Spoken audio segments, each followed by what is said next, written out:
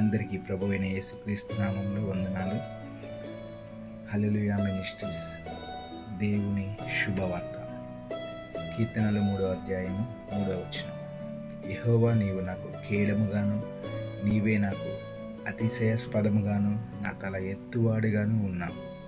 ఈ వాక్యం ద్వారా దేవుడు మనకు చాలా ధైర్యాన్ని మరియు నిరీక్షణను ఇస్తూ ఉన్నారు. దావీదు మహారాజు తన కుమారుడైన అబ్షలోము నుండి తప్పించుకుని పారిపోతున్న ప్రాణభయముతోనూ కష్ట సమయంలో రాసిన కీర్తన.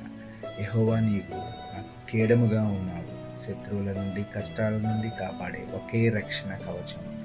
దేవుడు మనకు తోడుగా ఉన్నాడని అర్థముగా ఉన్నది.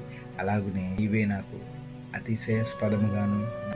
లోకం దృష్టిలో దావీదు అనేక అపజయాలు పాలైన పరిస్థితిలో ఉండవచ్చు, కానీ మన విలువ మనం కలిగి ఉన్న వాటిని బట్టి కాదు, కానీ మన దేవుని బట్టి మరియు ఆయన బిడ్డలుగా ఆయన మహిమ మనకు గౌరవంగా ఉంటుంది. నా తల ఎత్తువాడవు.